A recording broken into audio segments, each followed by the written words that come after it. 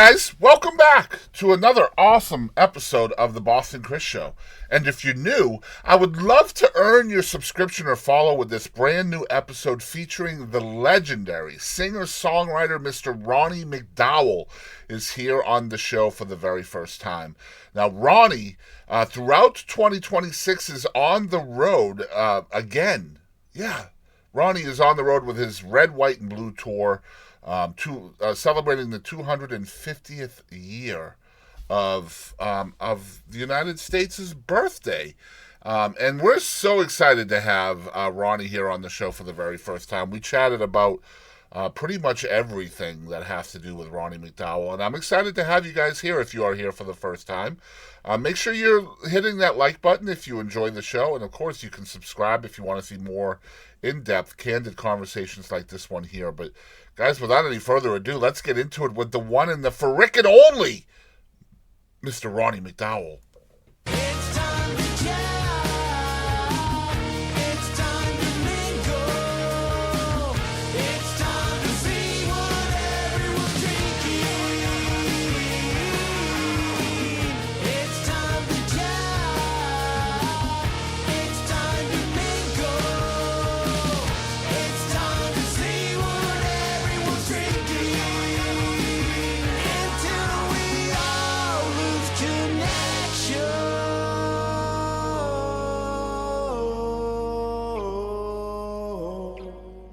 Hey, this is Jeff Bates, and thanks for tuning in to the Boston Chris Show.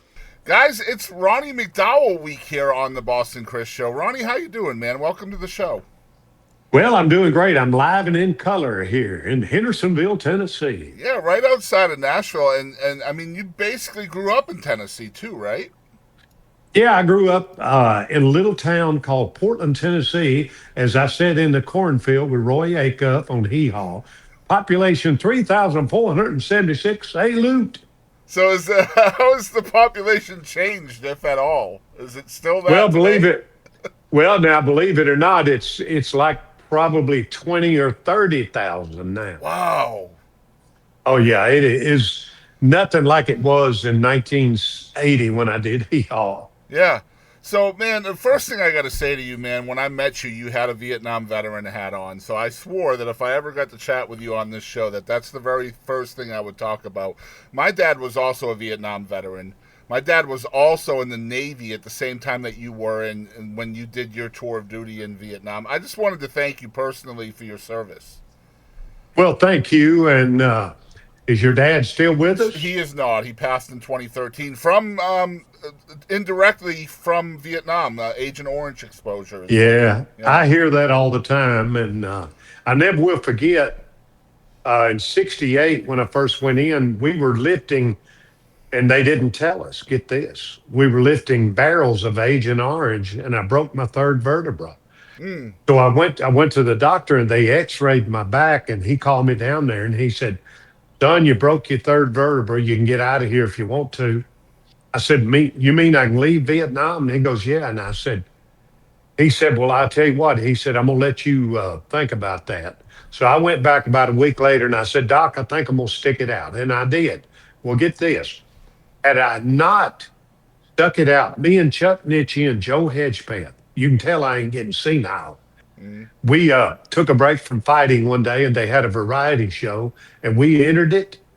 And just before I walked up on stage in Vietnam, this old man grabbed my arm. He said, "Son, right where you're going to stand." Elvis Presley stood there on this ship, April of 1956, and he sang in that very same spot. I didn't believe him, of course. Well, lo and behold, he did on the Milton Berle show. And so anyway, it's kind of ironic to me, because guess what we sang that day? Well, when my blue moon turns to gold again. We sang an Elvis song. Yeah. So had I left Vietnam, that's the first time I ever sang in front of anybody, that moment. And so had I left, that would have never happened, and I wouldn't be talking to you. So, Oh. fate is a hunter. It found me that day. Yeah, incredible stuff. And Elvis has always been an indelible part of the fabric of Ronnie McDowell over the years, obviously. And that's obviously, I mean, we're going to chat about that. But the first time ever getting on stage in front of people was part of the military. There was no background in music up till that point with you, Ronnie? Oh Lord, yeah. In 1953, think about this. When I was 3 years old, my mother had this great big old radio. It's wood. I never will forget it. Every day I had my ear next to it, listening to everybody, Platters, Fats Domino, Little Richard, everybody that was Perry Como. But one day I heard Your Cheating Heart by Hank Williams, and I was going around the house singing Your Cheating Heart at 3 years old. Wow. And that was my, I know, and that was became my passion, music. And it's always been my passion and it always will be. Was it vocally based always for you? You talked about singing at three, singing in the military and stuff like that. Was it always kind of born in your vocals? It was, I think it was just there, to be honest with you. And because I was trying to emulate every voice that I heard. I don't care if it's Ferlin Husky, Marty Robbins, you name it, Hank Williams. I was always trying to emulate every voice. And I'm a baritone. So, one day my sister brought home this record called Hound Dog. Well, I was February of '56. I never will forget it. And my mother had 11 of us. I'm number seven, and she worked three jobs trying to take care of us. How she ever did that, I don't know. But anyway, she was getting ready to go to work, and I just kept listening on a little old record player about that big, and had that needle on that record. Boy, I listened. She finally come in there and she said, "You ain't gonna listen to that no more." She went out, she left, got in the cab, went to work. Well, guess what I did? I turned that record Right over. back on. It was it was Don't Be Cruel, and Yeah. I ain't been the same since. Yeah. So I asked DJ Fontana, who I worked with for 40 years, Scotty Moore, Elvis's guitar player. Yep. And I asked DJ, who was his drummer, one day, I just asked him, I said, "I need to ask you something, DJ." I said, "You were Elvis's drummer." And I said, "When y'all recorded Don't Be Cruel up in New York at that studio," I said, Elvis was slapping the back of his guitar with a microphone right here, and he was singing and slapping the back of that guitar. And that's that sound. I said, how in God's name was he singing and keeping that timing exactly, that backbeat the way it should have been? And DJ looked at me and he goes, "Ronnie, it was It Elvis." was And I Elvis. went, That's right. and I went, "Oh yeah, you're right." Yeah, man, you talk about being in a large family. I find that interesting, and I want to kind of see if we can correlate that to some of your career accomplishments. Being in a large family, see, I'm an only child, so I didn't have to deal with that. But I imagine that there's a lot of competition in a large family. Having 11 kids. How do you think being in a large family kind of prepared you for the life that you ended up leading? Well, all of my sisters, they could all sing. All of my brothers could sing. But I think that I was the only one that pursued it as a passion and as something that I wanted to do the rest of my life. Like just for example, my oldest sister, same age as Elvis, graduated in '53, valedictorian. Well, 10 years later, she's still living, by the way, up in St. Louis. And 10 years later, in '63, I'm in the eighth grade. Well, I had her teachers. Well, so Miss Nellie Yoakley came to my desk one day. She goes, "Now, Ronnie, your sister was valedictorian. What is your problem?" And I looked up at her and I said, "Miss Nellie, I ain't my sister." And you know what? She didn't like that answer either. Imagine not. But you know what? But I meant it. And I'm glad I told her that because we're all different, Yeah. even though sisters, brothers. But all of my brothers, my mother, dad, they could all sing. So I don't know if I got that from them. I don't know. But I just so was interested from the moment that I heard Hank Williams. If you listen to any of his records today, and Mhm. I mean this with all my heart, if you listen to any of his records, it sounds like rich cream. It is so beautiful. And he only lived to be 29 years What old. a loss that was. I'm glad you mentioned the age of 29. which is interesting to me because really your catapult into stardom began at a similar age. It was really 27 when Elvis passed. 27. Yeah, when Elvis passed. So you're starting your career around the same time that Hank's ended, which I Yeah. find that to be very serendipitous because you almost in a way kind of started off where he left off. I'm curious, prior to Elvis passing and that kind of being a monumental transition in your life, are you writing songs prior to that? Like, what does it look like musically for you before the king is gone? Oh yeah, when I got out of Vietnam, even in Vietnam, I started writing songs. But when I got to Vietnam, when I got back out of '72, I started writing songs with my little brother. And every day that I'd have to work during the day, but before they would shut down in Nashville and close the doors, because back then they had an open door policy. You could just walk into a publishing company; they would listen to your songs. And we wrote a song for, let's see, Porter Wagner, Jeannie Shepherd, the Wilburn Brothers, Okay. Billy Walker. We were writing songs for everybody. And one night I was going to work at a club, and I never will forget, in the early '70s, I had the Grand Ole Opry on, and Roy Drusky started singing. I heard the music first, and I thought, wow, I know that music. Well, he started singing my song, Deep in the Heart of Dixie. Now, Wow. think about this. I didn't even know he had recorded it. I pulled over on the side of the road, jumped out of the car, and started running around the car. Whoa, Yeah. biggest thrill of my life. So when I did that duet with Dolly Parton, I'm on her new Rock Star album. Yeah. And when I did that duet with Dolly, I told her that story, and she said, "Ronnie, you ain't gonna believe this." She said, "I was driving down the road one day, and I did not know that Whitney Houston had recorded 'I Will Always Love You.'" She said, "I did the same thing you did. I Wow. pulled over on the side of the road and ran around the car like you did." Yeah, that happened a lot back in the day. Like songs would end up in the hands of an artist and completed and put out into the world without the songwriter even knowing until it actually was done and through. Right? Well, it's kind of like that movie. If you ever saw the Buddy Holly story, Yeah. and his mother come out and got him out of the garage with his band, said, "There's a guy from New York wants to talk to you real bad." So Buddy goes in there and said, "Yeah, who's this?" And this guy goes, Buddy Holly, you've got a monster record up here in New York." And Buddy goes, "Who is this? And Yeah. what are you talking about?" He said, "That'll be the day." And Buddy goes, "How'd you get my song?" Yeah, He that was didn't the other even thing, know. right? Geography, like the world was much bigger back then, right? Like it's definitely. Yeah. But what was funny about that DJ goes, "What's that noise in the background?" And Buddy goes, we recorded that in my garage, and there was crickets, and we were banging on the walls to make them be quiet. And those crickets, okay, it's Buddy Holly and the crickets." Yeah. And I gotta obviously talk about the King is Gone. We're very well known for telling the stories behind songs and the songwriters that wrote them. I was born 8 months before Elvis passed away. I've actually named some of my children after Elvis. I have Elvis tattoos. I'm a huge fan, as I know you are, obviously, as well. And as I said earlier in the episode, the fabric of Ronnie McDowell really has been Elvis orientated right from the beginning almost. And you even, singing the same song in the same spot in the military is even more serendipitous. I would love to hear, like, number one, obviously the impact of Elvis's death on you obviously hit you really hard if you're creating such an iconic song such as The King Is Gone.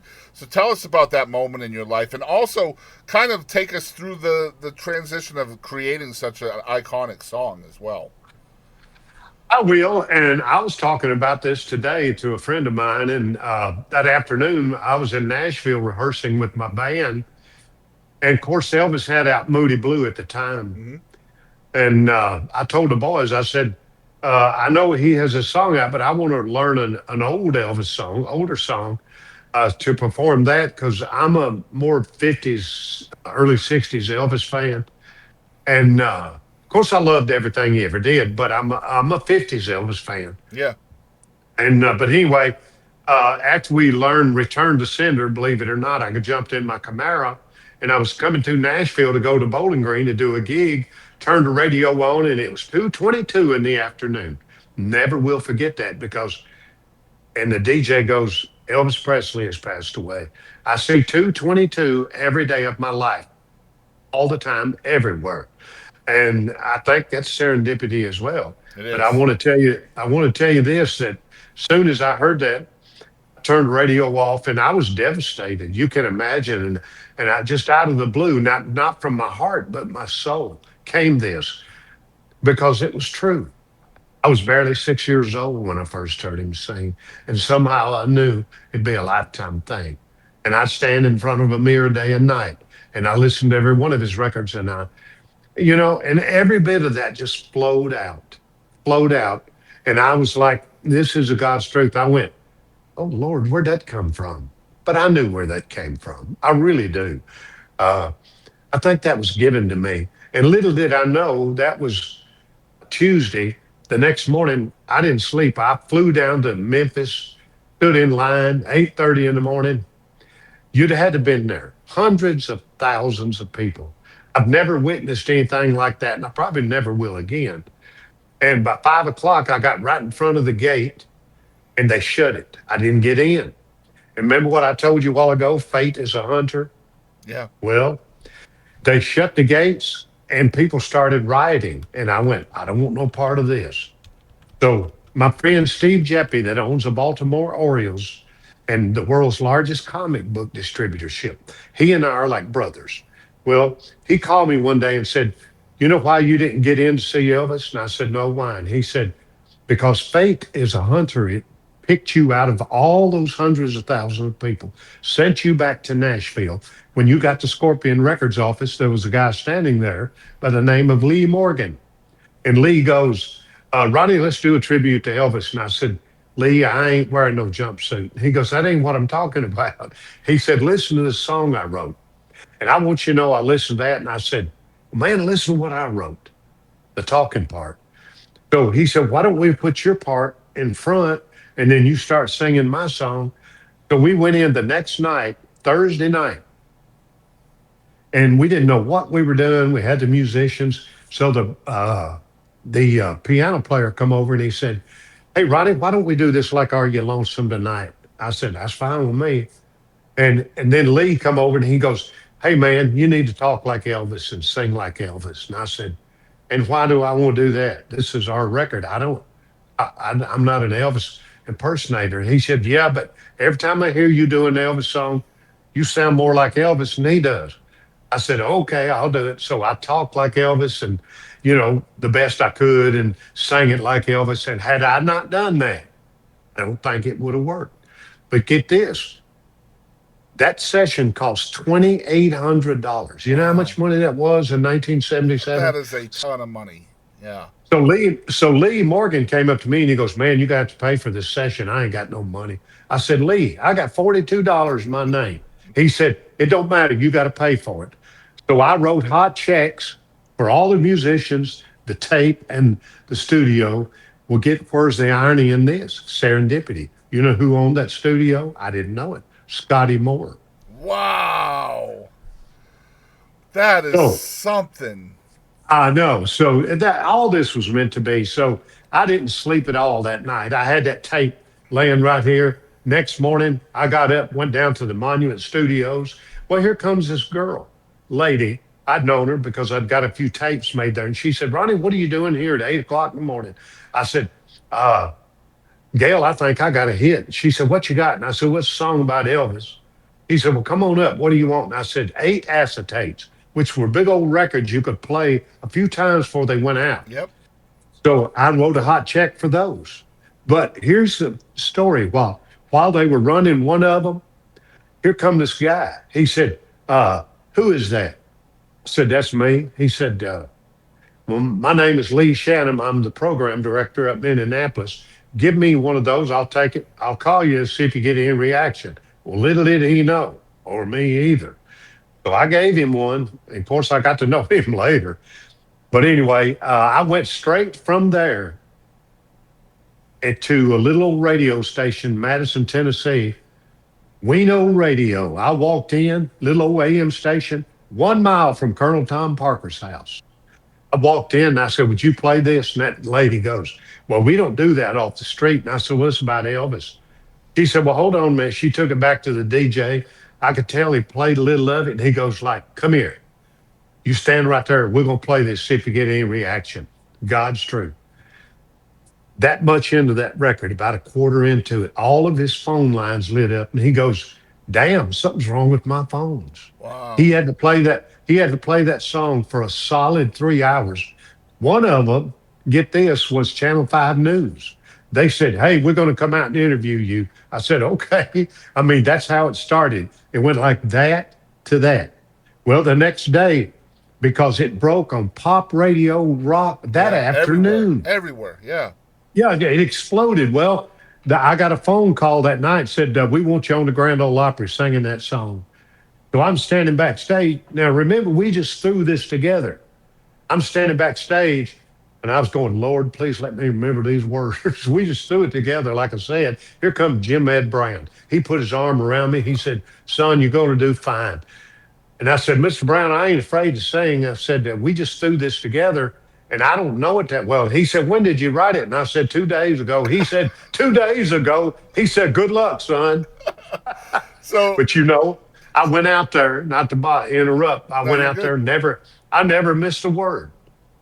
I got it.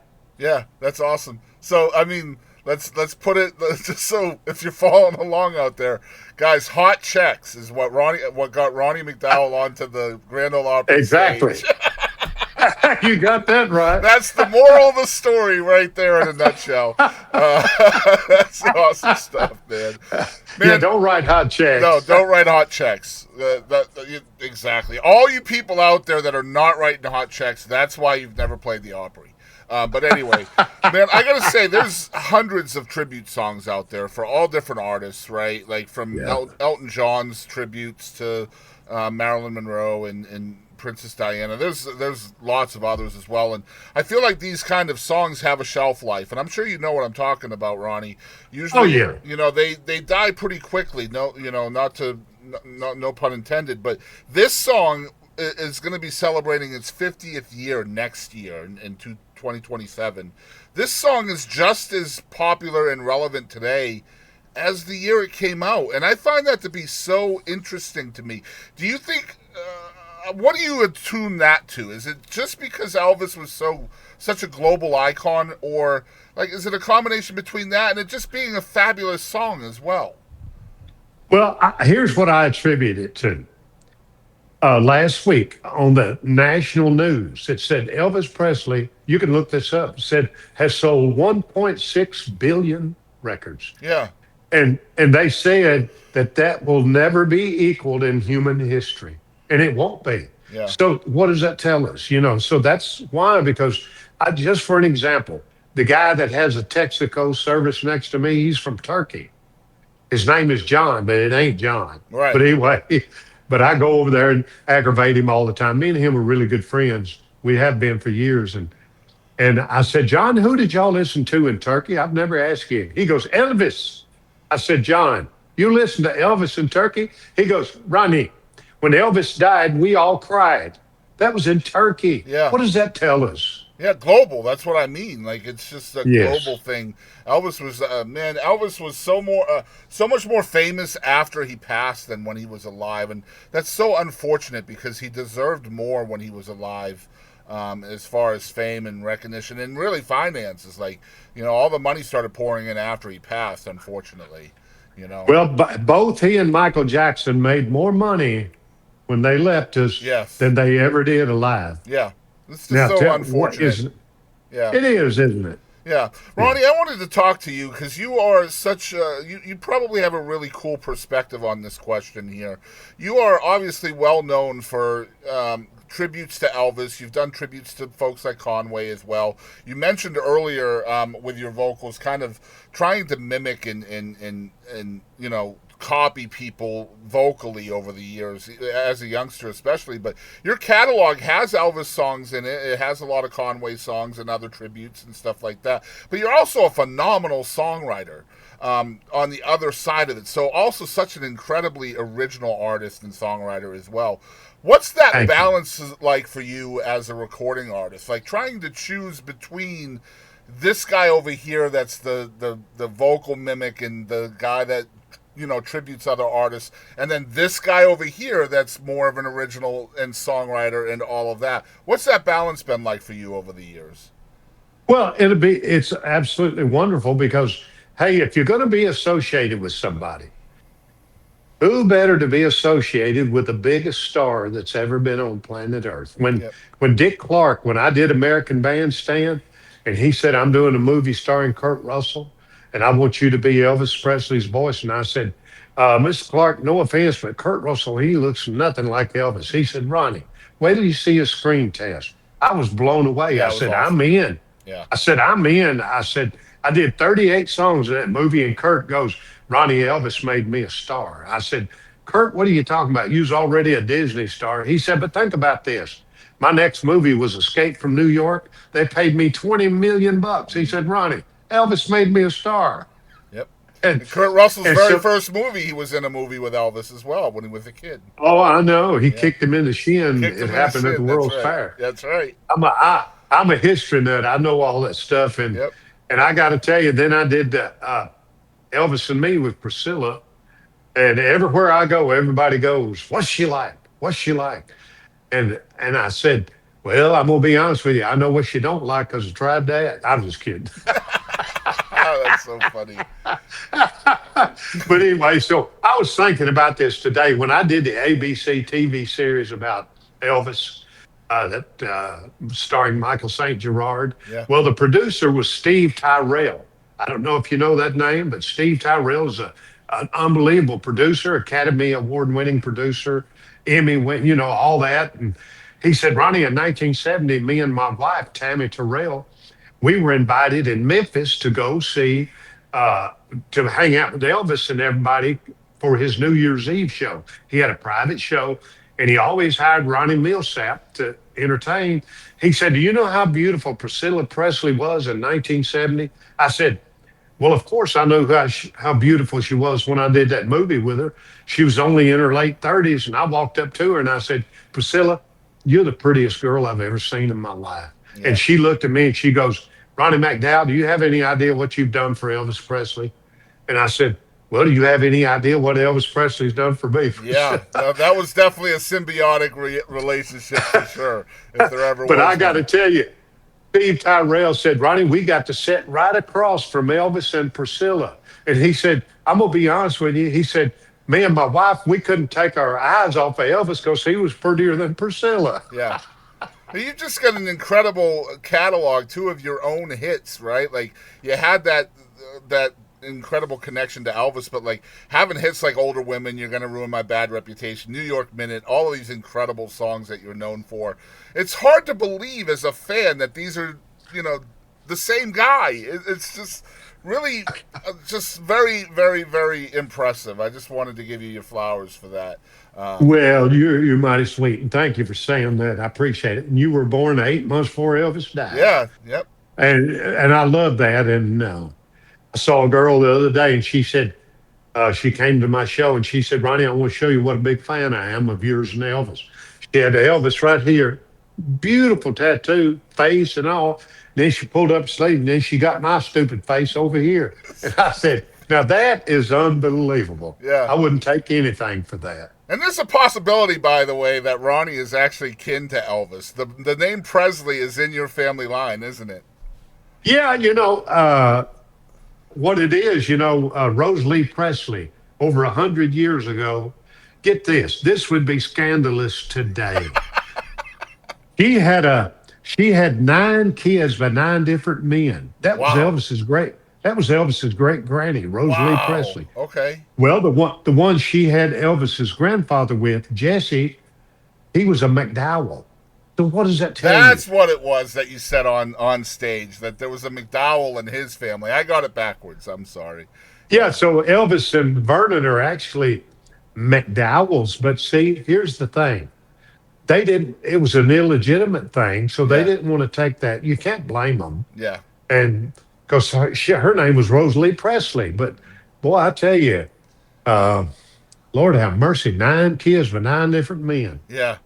So, man, there's I'm a so, lot going on in Ronnie's life even today, and I want to really talk about this. I was very fortunate to meet Ronnie recently at one of his shows in Mineola, Texas, which is right near us. Got to meet Ronnie and Paulette Carlson and Jeff Bates, and of course Ronnie's sons, Ronnie and Tyler. Just such an incredible show. But I want to talk about you nowadays on the road, and I mean a lot. You are on the road a lot in 2026. This is the Red, White, and Blue tour, which I imagine is probably in coordination with the celebration of 250 years with for America's birthday. And I'm looking at these tour dates. I mean, he's going hard straight through August. Coming back to Texas as well, by the way, for you local listeners, in June 20th in Marshall, and June 19th in Wichita Falls. So make sure you're checking out those two shows. Talk about your high energy shows and maintaining that passion even into your mid 70s, man. Because I'll tell you what, you're on top of your game still. well, I walk 2 miles every day, and every other I do my. Today is my sit up day. I hate it, but I love it. And then tomorrow, after my 2 miles, then I do my chin ups, push ups, and all that. And I got that from doing P90X. I've been doing that for years and years. And you know what? I just take care of me, because if I don't, when I'm in the fourth quarter, Yeah. but I'm gonna get some overtime. Yeah. You look great, And dude. I got to tell you. Like, you well, look thank you. great. Yeah, I couldn't believe it was you. Like, when I walked into the venue for load-in, and you were like I said, you had your Vietnam veteran hat on. I didn't know it was you. I was like, "Where's the old guy? This isn't an old guy." Well, thank you. But I've always taken care of myself, and this is so sad to me. And when I had the King is Gone, I bought with my first check Barbara Fairchild's old double decker bus. Okay. So me and my band, we were riding in that, and we would go somewhere, and they'd go, all 5 members, and they'd go, well, Ronnie's on a diet. We're all going to starve. Were You there got to any remember, teddy I was bears on the bus? no, but I love that song, and I love Yeah. Barbara. But I got to tell you, they'd say, well, Ronnie's on a diet. We're all going to starve. Well, guess what? They're all dead because they didn't take care of themselves. Right. And I tried to my little brother was one of them, just smoking one cigarette after another. They're all gone. And I've just always had the philosophy to take care of me. I Yeah. don't have any spare parts. Well, you still look great. You still sound great. Well, thank you. It's a high energy show. I mean, you literally care about each and every person in the audience. I mean, that night we had a woman that actually, I think she fainted or fell or something, and I don't know if you remember that, but I mean, I do. yeah, you literally paused the show and went over, made sure she was okay. I mean, I've never seen anything like that at a show, and I'm just impressed by you so much and what you're able to do. I want to talk about the second song. We chatted about The King Is Gone earlier, and this is one I imagine is very important to you too. This is a Sure. song that you wrote called "Thing About Texas," Oh, yeah. which was Johnny Rodriguez's last recording. Right. And I think Rodney Collins is on it as well, if I have the name correctly. Yeah. This song was really important to you. I think it was your last single and stuff. Tell us about this song as well. We're going to include this song also on the episode. Well, thank you. Well, I wrote that specifically for Johnny because he and I had been friends for almost half a century. And Johnny, every time we'd get together, for 2 or 3 years before he left us, he just laughed all the time, laughed. And I was always telling him jokes, and he'd look up at me. Johnny, little guy, and he'd always look up at me, and he'd go, you know how lucky you are. He said, how did you get on an album with Judas Priest? Of course, he's talking about the Dolly Parton Rockstar album. I said, Johnny, I have no earthly idea. You are the luckiest, I've ever seen in my life. And he said, and you're on an album with Paul McCartney and Ringo Starr and Leonard Skinner and Elton John. And he said, and Fleetwood Mac. And he said, you're the only one out of our business that's on that album with all them people and Dolly Parton. I said, well, you know what the song is called, don't you, Johnny? I'm telling you, I can't get away from this guy. I dreamed about Elvis. Yep. There you go. Yep. This guy just keeps helping me, and that's the God's truth, Yeah. literally. So you wrote this one for Johnny Rodriguez specifically. Yes. And he ended up on the song. Was that part of the plan all along? Like, ended up with him as part of the song? Oh, oh yeah. I wrote it just to get him to do a duet with me. And he and Rodney Collins, who owns Music City Bar and Grill, and also he just opened up a new bar, Music City Beach Bar and Grill, down in Florida. Okay. And this weekend was the soft opening. You couldn't keep people out of there. So, and Rodney and me and Johnny, we hung out for the last 2 or 3 years of his life. And so I put them both on there. And we caught Johnny at a moment when his voice was absolutely beautiful. And it's the last thing he ever sang on. I wouldn't take anything. I love that song. I wrote it specifically for Johnny. Yeah, we're going to include it as part of this episode too, just because Johnny was such a transcendental member of the music industry here in Texas. Yes. Just an absolute legend. Let's get into our by the numbers segments with Ronnie, so that way we can get him out of here. This is these are a lot of fun, Ronnie. I think you have fun with them, and we use these as kind of shorts and stuff like that for TikTok before the episode airs. Sure. You'll see why we call this by the numbers as we go. The first segment's called rapid fire. So this is 7 rapid fire questions, and you have 90 seconds to answer these questions, or your hair will catch on fire. So Sure. keep that in mind. All right. Number 1 on rapid fire. What is your current song obsession? Bruno Mars. Okay. And what is something people may not know about Ronnie McDowell? That I'm related to Elvis. There you go. And what is one thing that is not fun about the music business? Well, everybody unloading and loading, and everybody thinks it's all glitz and glamour, but it ain't. No, it is not. What is one place in history you'd like to be a fly on the wall in?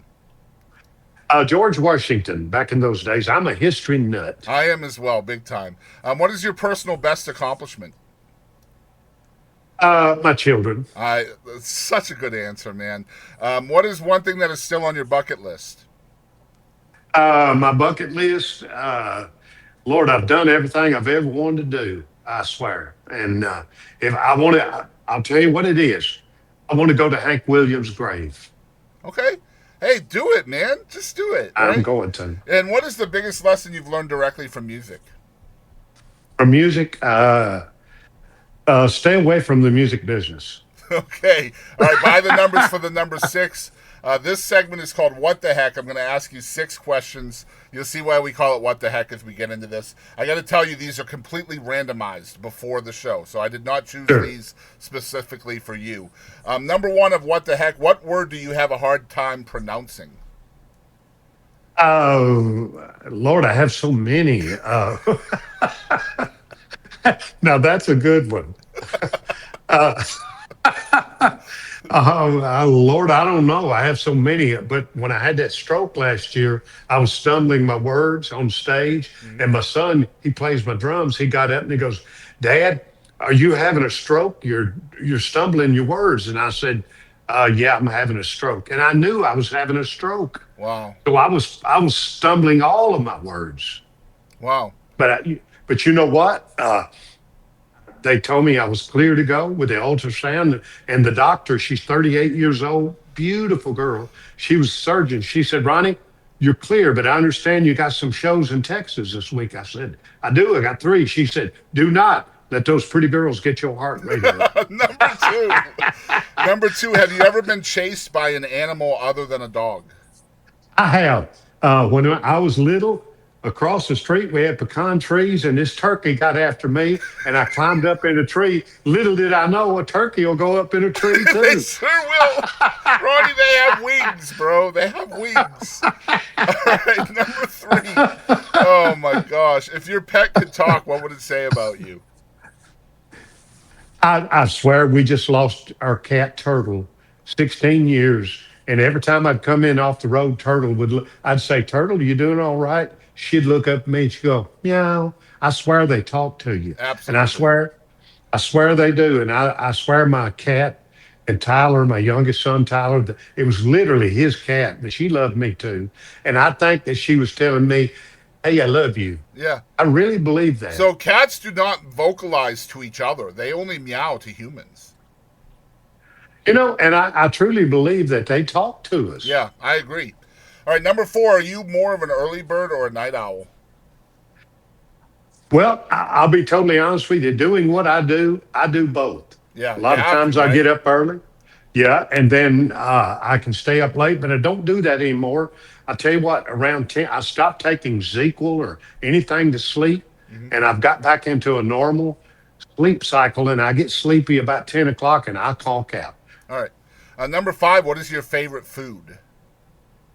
I'll be honest with you, and this is it. I love Italian food. Okay. And last one of what the heck, if a cow laughs too hard, do you think milk comes out of its nose? Notes? Milk. Do you Oh, think. milk. Well, I will tell you this, and y'all gonna think I'm crazy, but I don't eat cows and I don't eat pigs, and I haven't in 30, 40 years. And yeah, I don't eat anything out of a cow's udder. Okay. All right. Next segment on By the Numbers is called Top 5. I can't wait to hear this one. What are your top 5 favorite self written or co written songs? Uh, of course, thing about Texas, King is gone. And I love the song that I wrote to follow the King is gone up. I love you, I love you, I love you. Yeah. But my favorite song that I wrote is the one I wrote for you. Oh, yeah? You know what it was? What You was know it? what it was? Been played over 2 million times now on the radio. Watching girls go by. I love that. Very cool. And one more. Yeah. That's 4. Oh, one more. All tied up. That's my favorite. Okay. Literally. Well, I'm all Yep. Good tied stuff. up, baby. All right. Love that song. By the Numbers for the number 4 is called Mount Rushmore. Who are the top 4 most influential artists to you personally? Well, Hank Williams. Yep. That you mean that I know? No, just that influence you, the most influential Oh, to whoa, you. whoa, whoa. Well, I mean, of course, my total inspiration is Elvis, Yep. period, point blank. But my total country inspiration is Hank Williams. Yep. And then my icon, my mentor, and my friend, and my second dad, Conway Twitty. Okay. One And more. then, and I have so many. And my other ultimate buddy, friend, George Jones. Very cool. What a great Mount Rushmore. All right. Yeah. Next one for By the Numbers is called Impactful. This is my favorite segment every week. Who are 3 people that impacted your life in some way, Ronnie? And then tell us the biggest thing you learned from each of those folks. Well, the one that influenced me the most and that impacted me was my mother. I mean, she was like, she had 11 of us. I'm number 7. And everything that's good about me is from my mother. Everything shady, my dad. Yeah. So everything good you learned from your mom. I got you. 2 more? Oh, 2 more. And my total inspiration is Elvis Presley. Point blank, period. To me, when I first saw Elvis on the Dorsey shows in February of '56, I literally saw through that camera. I literally saw who he was. He was a very humble boy. Mm-hmm. He was his mom and dad raised him right, and so I would have to say, and then I'm going to have to tell you, my friend, my second dad, Conway Twitty. And what did you learn from Conway? Well, so much you would not believe. As a matter of fact, he told me this. He said, "I see where you're going to be on the Ralph Emery show Monday." And I said, "Yes, sir." And he said, "Well, here's what you need to know. When that camera comes on, that red light, they're going to know who you are." I said, "What do you mean, Conway?" He said, "Because that camera bears your soul." Well, Wow. little did I know then I went back and I went, "Oh, that's why I love Elvis, because when I saw him on camera, I saw who he was." Yeah. And then nowadays, when I see some of these politicians, I go, it's like Dracula going by a mirror. Oh, Yeah. I see who those people are. Yep, it's true. All right, next segment's called Gratitude. This is for the number 2. What are the 2 things you are most grateful for? Well, the most thing I'm grateful for is my mother giving me life. And that's the truth. And then the second thing is my children. I love that. Last segment, By the Numbers for the number 1. It's called One Artist. Who is one artist or songwriter you wish the whole world knew about? Of course, the whole world knows about Hank Williams. Okay, very And cool. that's the truth. Yeah. And Yeah. last one, this segment is called Who Do You Think You Are? So who is Ronnie McDowell? Okay, I'm just going to be honest with you. Today, I went to this Mexican restaurant in my little hometown of Portland, and this girl, she had no clue who I was. I introduced her to my little cousin Joanne, and we had lunch together. And she goes, I said, "What is your name?" She said, "Roxanne." And I said, "Hey, Roxanne." And she goes, "What is your name?" And I said, "Clark Griswold." I always tell everybody I'm Clark Griswold. Oh my gosh! You just But want she to go didn't on have. vacation. That's what it is. That's right. And I told her, I said, "But you can just call me Sparky." Oh my gosh.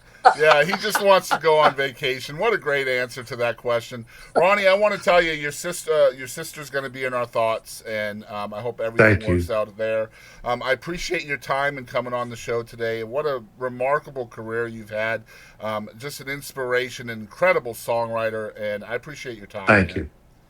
Well, the most important thing I can give you is my time. You know why? Because Because I can't get it. I can't get it back. that's right, and it's running out, and I agree, and I appreciate that. That's never lost on me. I want people to know where they can follow along with this incredible human being. His name is Ronnie McDowell. It's RonnieMcDowell.com.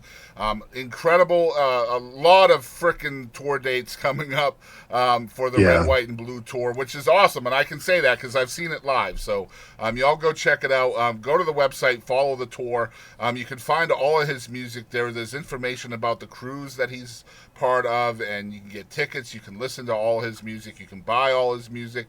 Ronnie, I appreciate you, man. Thank you for doing this.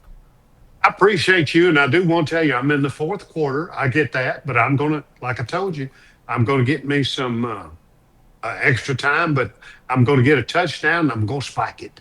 Yeah, you just make sure you're tied at the end of the quarter, and then you get more That's time. right. You know what I'm saying? That's all you got to do. Hey, y'all, this is Kristen Kelly. Thanks for tuning in to the Boston Chris Show.